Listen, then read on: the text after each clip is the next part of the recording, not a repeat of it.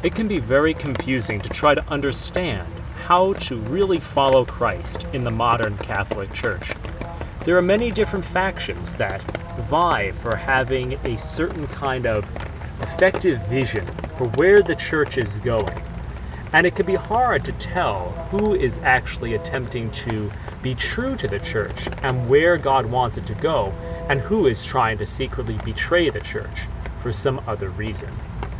This can lead us into a kind of despair to try to understand what is really happening. And for a long time, it led me to kind of think that, just kind of to lose hope in a sense, and to really not be able to see what really made sense as how to bring these different factions together.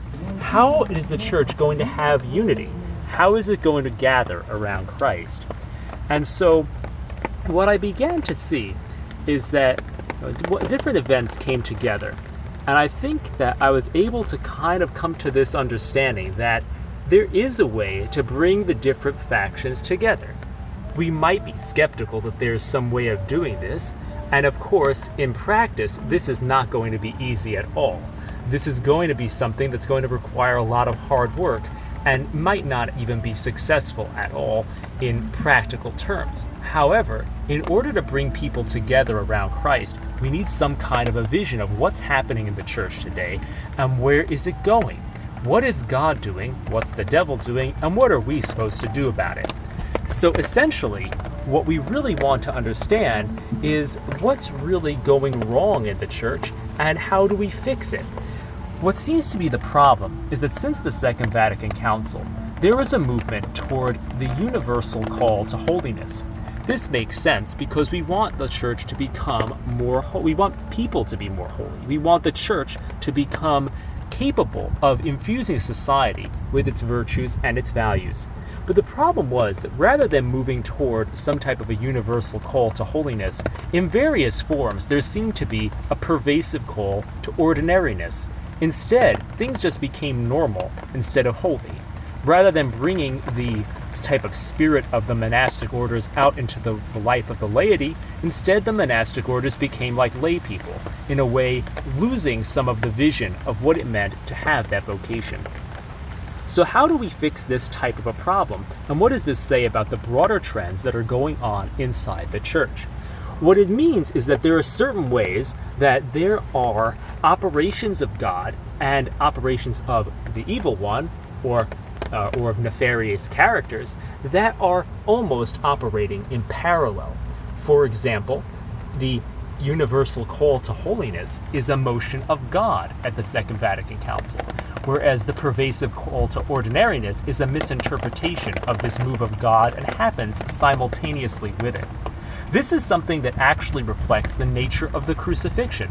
It was certainly the will of the devil and of evildoers that Christ be put to death, but it was also the will of God, in a sense, that this event occurred. So there was a simultaneous operation of the will of evil and the will of God. This is a very important concept because it gives us an understanding of the type of things that have become confusing for various factions since the Second Vatican Council.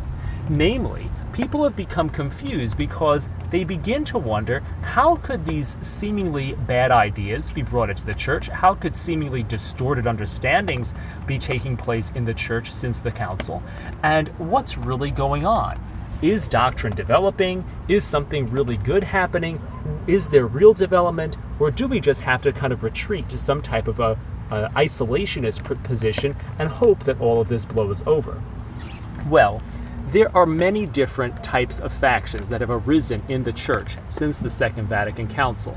There are people who, since this council, have turned toward more of a Pentecostal spirituality, more of a Eastern or Zen spirituality. There are people who've gone toward the positive thinking of some of the groups like Christian Science or the Unity Church. There's all kinds of things that are being brought into the church, and some of these things look very dangerous. Some of these things seem contrary to Christ and seem to draw away our focus from legitimate Catholic spirituality into other veins of knowledge. This, in a way, is happening. But as St. Paul taught us, there is this sense in which we are to take all ideas captive, and this is what's really happening since the Second Vatican Council. In my opinion, what's really going on is that God has, in essence, practiced some type of a gesture, which is alike to the crucifixion in the historical events following the Second Vatican Council. What has occurred is actually very similar to the things that occurred around the time of the crucifixion, down to the different roles that certain people played in this historical event. If we look at the traditional faction of the church, we can almost see the sense of St. Peter. And if we look at the modernist faction of the church, we can see, in a sense, Judas. But the difference here is that at this time period, since the Second Vatican Council, these groups are actually all trying to be faithful. For example, rather than Peter running away because he is afraid of staying with Christ and afraid of being killed himself, the traditional faction tries to leave the church and found the groups that are somewhat separated from the church because they want to be, as the popular phrase might state it, more Catholic than the Pope. They see the only way to be faithful as running away and going to hide somewhere. This is, in essence, the way that this role of Peter is played by the traditionalists in the modern post-Vatican II church. The difference is that Peter knew he was being unfaithful, whereas the traditionalists are trying to be faithful. In the same way, Judas betrayed Christ with a kiss. The modernists actually think the church is out of date. They think it needs to be updated. They think that, in order to rescue the church, it had to have meant different things by things it has said, because truly modern ideas are the things that are really true and the church is out of date. So it betrays the doctrine of Christ with a kiss, but it's trying to really update the church. It's trying to make things accessible. It's trying to do things right, but it's still making grave errors. The problem is, who in the modern church is the Apostle John, who stayed at the foot of the cross alone out of the apostles? Because if we want to understand how we are supposed to participate in this post-Vatican II period, we have to understand how to be faithful. How do we become a person who is at the foot of the cross with Christ and remain faithful to him in what's happening post-Vatican II? I believe that the way to do this is by becoming some kind of a marginal person. And by this I mean someone who becomes a bridge over which other ideologies are faithfully to cross into the church and be reformed. We could say that the church has been infiltrated by modernist influences and different kinds of things that are going to try to corrupt the spirituality. Or at least there are other types of factions that have entered the church that are just bringing in different kinds of ideas in a more or less undigested way. The real way that we can be faithful is by, in a sense, helping these ideas to cross over. This is how we are to be at the foot of the cross in this post-Vatican II period. We are to digest or filtrate the ideas of society into forms that actually make them in harmony with the logic of tradition. We are to take these ideas captive, as St. Paul says in his epistles.